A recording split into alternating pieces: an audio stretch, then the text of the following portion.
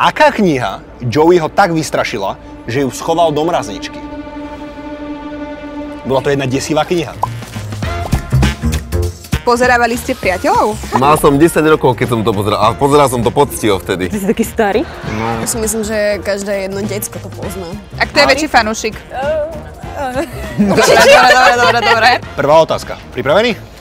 S kým si dala Monika silvestrovskú polnočnú pusu, ktorá bola zároveň jej prvou pusou? S bratrancom Ralfom, s bratom Rosom, s jej najlepším kamarátom z detstva Billom? Neviem, čo je horšie. Tak ja dám bratranca. A správna odpoveď je s bratom Rosom. Čiže nikto.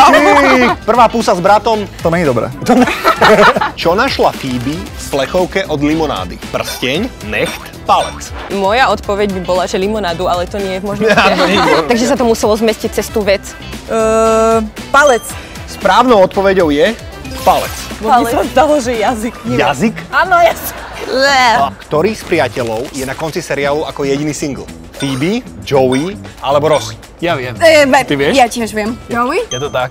Áno, správne je to Joey. Super, tak máš Si veľmi dobrý. Páči sa ti Joey? Á, takže áno. Kam Chandler odletel, aby sa vyhol Janice? Do Jemenu, do Brazílie alebo do Tulsy? Ja dám zase C. To ja si tiež myslím. To je výborné.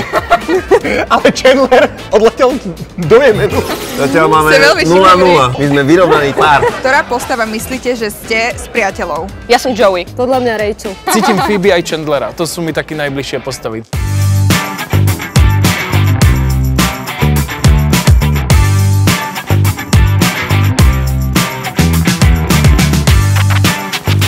Ako sadli otázky tebe? Hod nám svoj počet bodov do komentárov. A ak ti to nestačilo, už teraz môžeš v apke Mekáča zistiť, ktorý z priateľov si ty.